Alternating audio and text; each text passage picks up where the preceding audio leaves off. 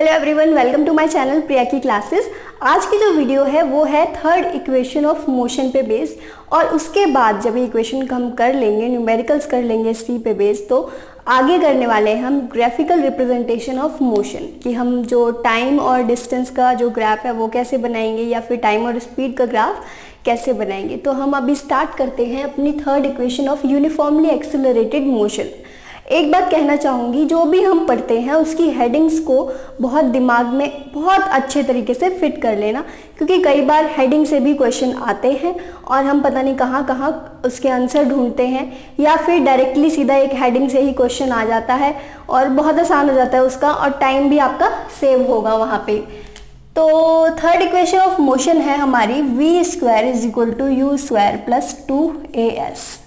ये आपकी इक्वेशन है। अभी हम इसे ड्राइव करते हैं कि ये इक्वेशन आई कहाँ से। हमें पता है कि जो हमारी सेकेंड इक्वेशन ऑफ मोशन है वो है s is equal to u t plus half a t square. यही हमारी सेकेंड इक्वेशन है। और जो फर्स्ट इक्वेशन है वो है v is equal to u plus a t. अब देखो, आपके सामने मैंने तीन इक्वेशन लिख दी हैं। तो जो फर्स्ट इक्वेशन है हमारी v is equal to u plus a t. अब यहाँ से हम क्या करेंगे, अपनी t की वैल्यू निकालेंगे। t की वैल्यू क्या आएगी, v minus you divided by a। ये आप निकालोगे, बहुत आसान तरीका है। v यहाँ पे एज इट इज, u इधर गया, माइनस का हो गया, a मल्टीप्लाई में है तो डिवाइड में चला गया। अब जो t की वैल्यू आई है, ये वैल्यू हम इस जहाँ जहाँ t है यहाँ पे और यहाँ पे पुट करेंगे, तो ये हो जाएगा s is equal to u, या तो मल्टीप्लाई लगा दो या ब्रैकेट लगा दो।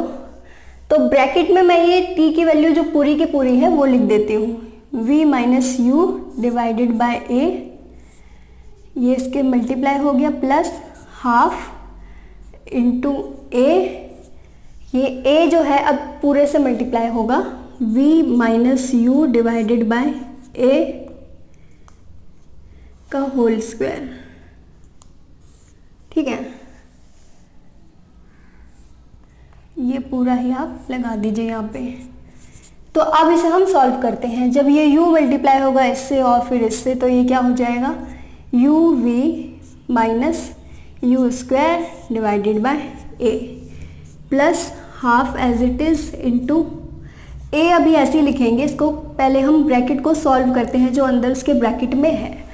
अब यहाँ देखो, ये क्या बन रहा है, v माइनस यू का होल स्क्वायर, मतलब a माइनस बी का होल स्क्वायर। अब a को ये आप ये भूल जाइए, यहाँ पे a स्क्वायर सीधा लगा दीजिए। अब ऊपर वाले को हम सॉल्व करते हैं। a माइनस बी का होल स्क्वायर का फॉर्मूला लगाते हैं, क्या होता है, a square plus b square minus 2ab। तो v को a मानिए और u को b मानिए, तो क्या हो जाएगा, ये v square plus you square minus 2vu, या फिर uv, एक ही बात है।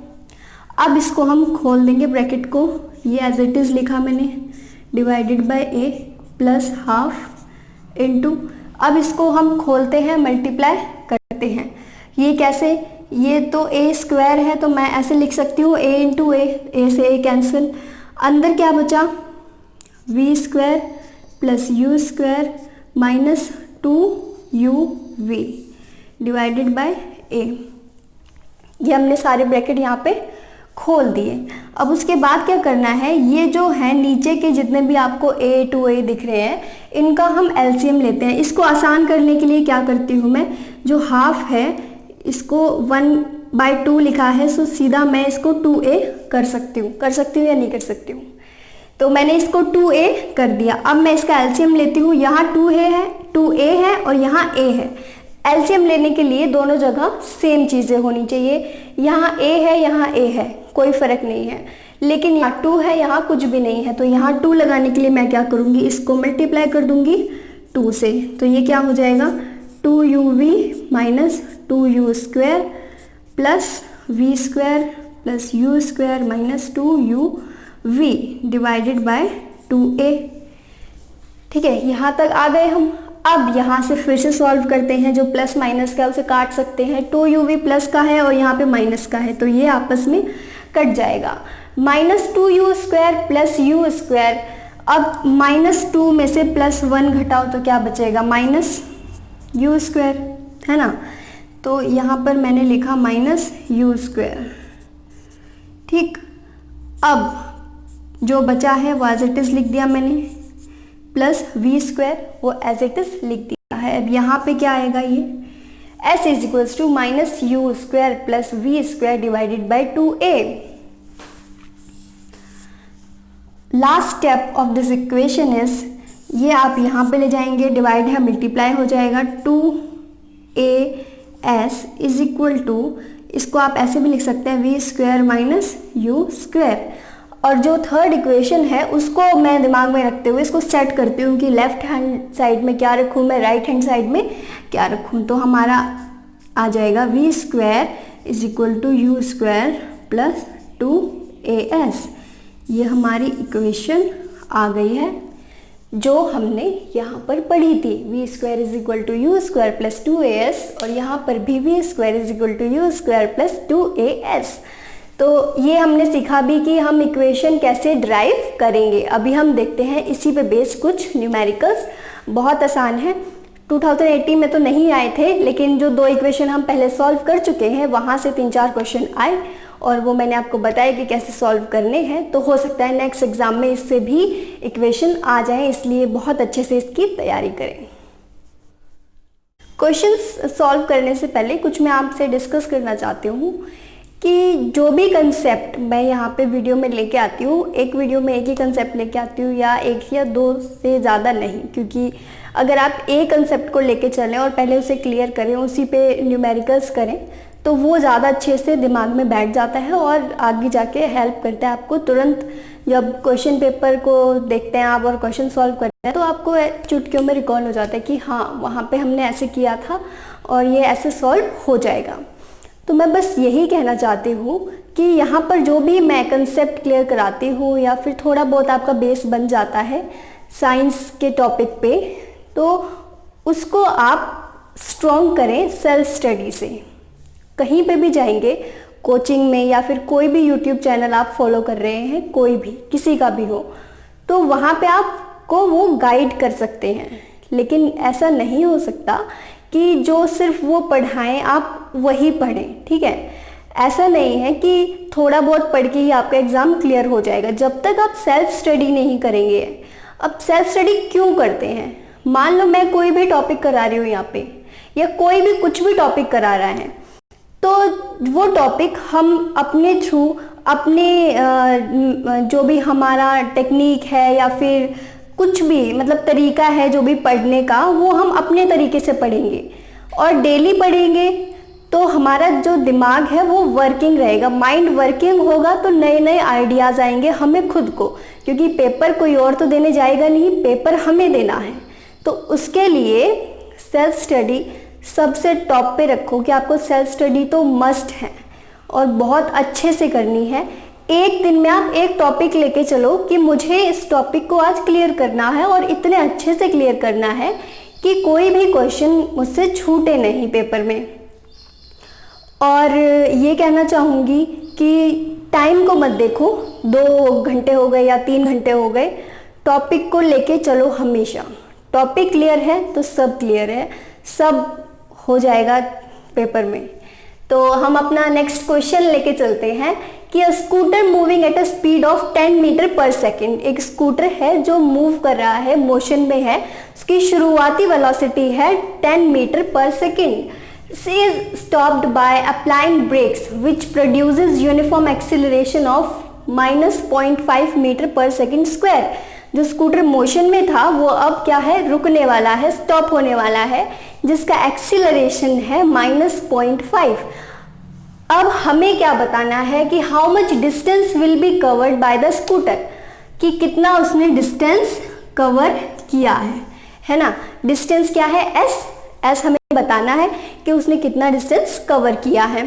क्वेश्चन में क्या क्या गिवन है, क्वेश्चन में गिवन है यू, गिवन है यू है हमारा 10 मीटर पर सेकेंड, और वी भी गिवन है, वी क्या है, 0 है। वी क्यों 0 है, क्योंकि वो स्कूटर जो है बंद होने वाला है, स्टॉप होने वाला है। जब कोई चीज़ मोशन से स्टॉप होने वाली होती है तो वहाँ पर v क्या होता है, 0 हो जाता है। और जो a है वो क्या है हमारा -0.5 metre per second square. Minus क्यों लगाया मैंने क्या क्वेश्चन में ही लगाया माइनस, क्योंकि वो नेगेटिव एक्सीलरेशन में जा रहा है।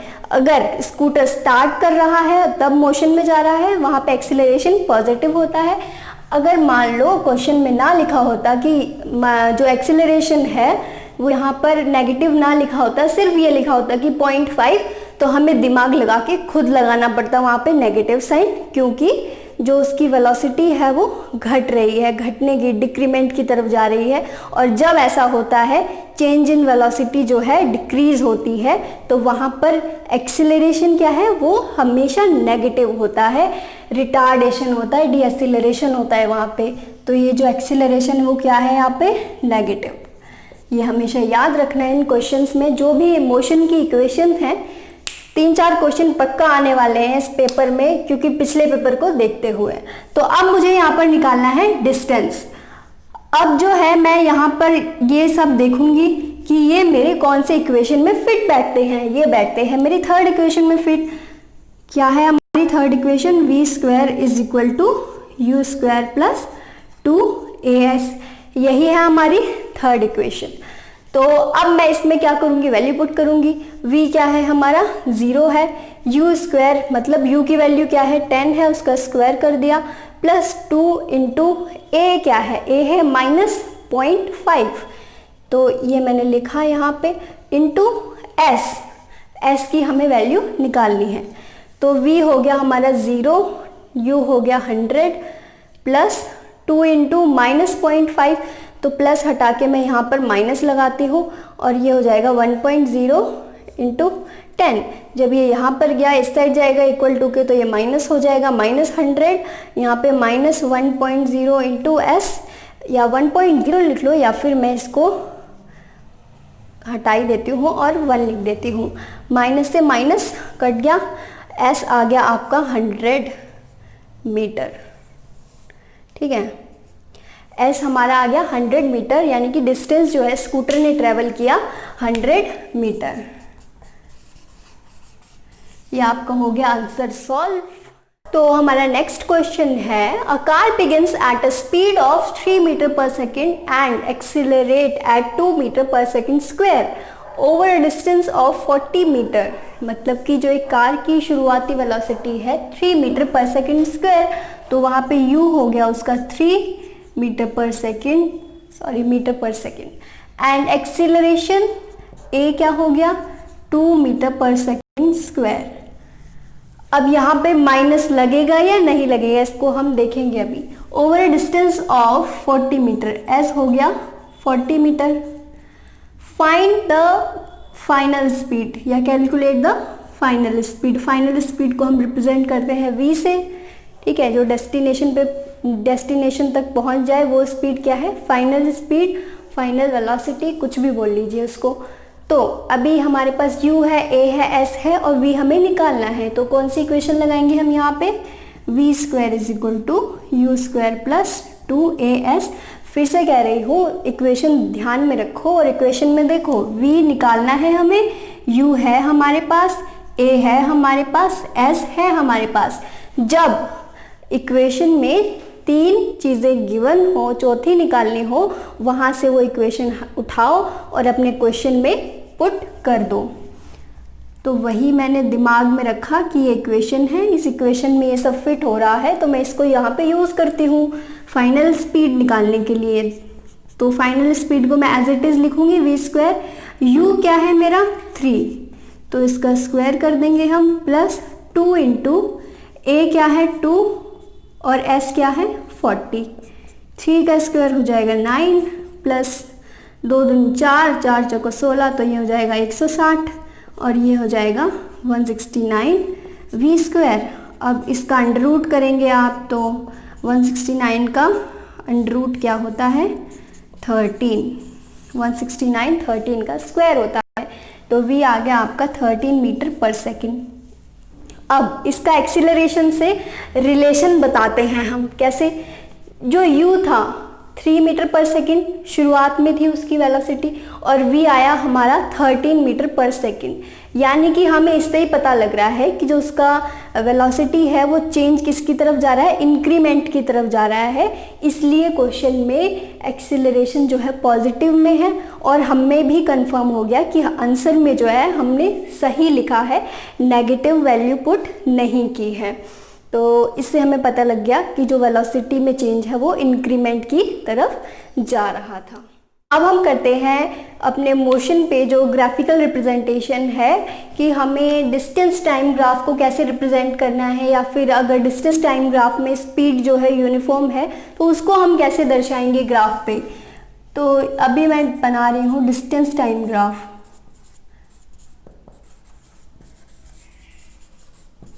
ये है मेरा डिस्टेंस टाइम ग्राफ, ये हमारी y एक्सिस, ये हमारी x एक्सिस।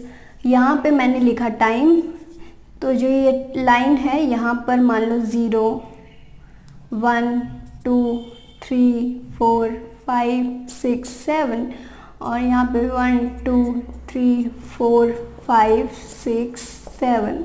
ये है मेरा डिस्टेंस, ये है टाइम। अगर क्वेश्चन में बोला गया है कि जो आपकी स्पीड की लाइन है वो एक स्ट्रेट लाइन है, ठीक है, तो वहाँ पे आपको ऑप्शन दे दिया कि बताओ ये स्पीड जो है कांस्टेंट है, या फिर नहीं बढ़ रही है, या डिक्रीज हो रही है, या फिर यूनिफॉर्म स्पीड है। तो वहाँ पर आप लिखेंगे कि ये है uniform speed, uniform, what I am writing, uniform speed, ठीक है। तो इस ग्राफ में जो हमें दिख रहा है वो है डिस्टेंस टाइम ग्राफ। यहाँ पर जो स्पीड है वो एक स्ट्रेट लाइन है, सीधी सीधी जाती जा रही है, और उसकी स्पीड क्या है, यूनिफॉर्म है। जो हमारा नेक्स्ट है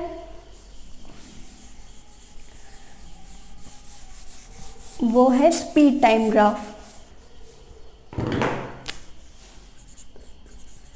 स्पीड टाइम ग्राफ, अब इसको कैसे रिप्रेजेंट करना है, y एक्सिस पे आएगी आपकी स्पीड और यहाँ पर टाइम।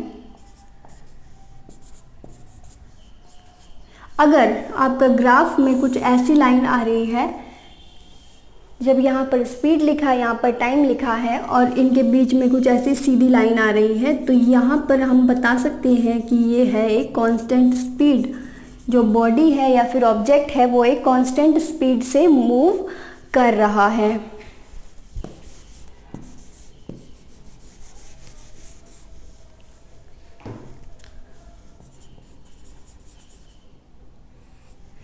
अगर स्पीड और टाइम एज इट इज़ है और लाइन कुछ इस तरीके से जा रही है, तो यहाँ पर आप कंफ्यूज मत होइए कि स्पीड और वेलोसिटी, नॉर्मली हम स्पीड और जो वेलोसिटी है वो एक ही जैसा है, बट जो मैंने स्टार्टिंग में बोला कि डिफरेंट है, वो बेस क्लियर कराने के लिए कि दोनों में अंतर क्या है, ठीक है। मोटे तौर पर हम बोलते हैं कि जो स्पीड और वेलोसिटी है वो सेम ही है। जब हम कुछ ग्राफ रिप्रेजेंट करते हैं या फिर क्वेश्चन कर रहे हैं तो वहाँ पर हम एक ही लेके चलते हैं। तो अगर आपका यहाँ पे वेलोसिटी भी दे देता वो और टाइम, तो एक ही मानते हम कि वेलोसिटी टाइम ग्राफ या फिर स्पीड टाइम ग्राफ वो सेम है। तो यहाँ पर जो है अगर आपकी लाइन कुछ इस तरीके से जा रही है तो स्पीड और टाइम से आपका निकल जाता है एक्सीलरेशन, है ना, ठीक है। और ये जो लाइन है वो दर्शा रही है यूनिफॉर्म एक्सीलरेशन। क्या दर्शा रही है, यूनिफॉर्म एक्सीलरेशन। एक्सीलरेशन क्या हो रहा है, speed velocity divided by time, यही होता है। तो वेलोसिटी की जगह स्पीड लिख रखा है और टाइम तो एज इट इज़ है ही, तो ये ग्राफ दर्शा रहा है यूनिफॉर्म एक्सीलरेशन।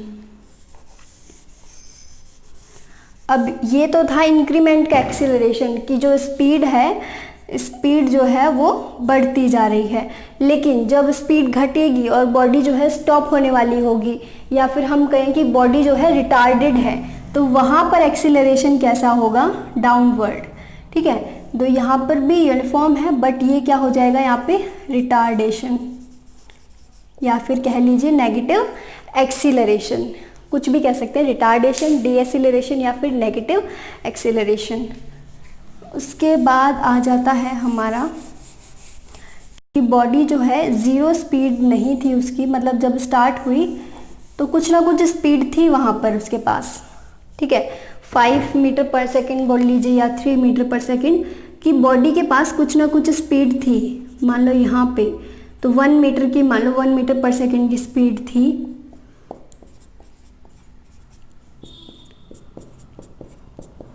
ठीक, यहाँ पर 1 मीटर पर सेकेंड की स्पीड थी उसके पास, लेकिन जब यहाँ से स्टार्ट की है उसने बढ़ना आगे को, तो जो एक्सेलरेशन होगा वो यहाँ से काउंट करेंगे हम उसका, तो कुछ ऐसा ग्राफ बनेगा। ये कब बनेगा?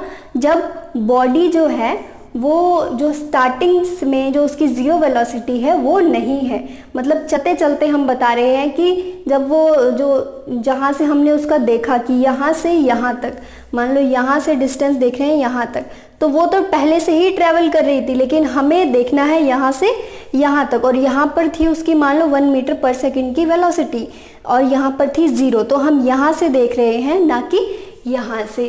तो जब इस टाइप के क्वेश्चन का हम ग्राफ बनाएंगे तो वो कुछ ऐसा होगा।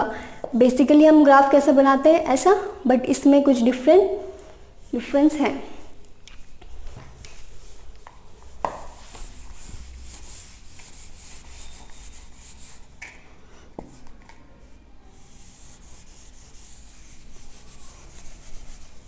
अब हम देखेंगे जब आपका जो एक्सीलरेशन है वो यूनिफॉर्म नहीं है, मतलब कभी आगे हो रहा है कभी पीछे हो रहा है, जो वैल्यू है उसकी सेम नहीं आ रही है, तो नॉन यूनिफॉर्म एक्सीलरेशन का ग्राफ कुछ इस तरीके का आपको दिखेगा। ये है हमारा नॉन यूनिफॉर्म एक्सीलरेशन, ठीक है। कुछ ग्राफ थे वो मैंने बनाए यहाँ पे, हो सकता है आपको एज इट इज़ ग्राफ दे दिए जाएं एग्जाम में और उनके ऑप्शन लिख दिए जाएं कि कौन सा बताओ, नॉन यूनिफॉर्म एक्सीलरेशन है या फिर यूनिफॉर्म एक्सीलरेशन है, या फिर बेसिकली ज़्यादातर रिटार्डेशन का पूछ सकते हैं। और जब हम अपनी क्लासेस में थे तब भी रिटार्डेशन के ऊपर क्वेश्चन आते ही थे, हो सकता है यहाँ पर भी आ जाए। तो रिटार्डेशन का हमेशा याद रखना, रिटार्डेशन का हमेशा डाउनवर्ड ग्राफ बनता है, और कब बनता है, यहाँ पर स्पीड होती है, यहाँ पर टाइम होता है, तभी बनता है।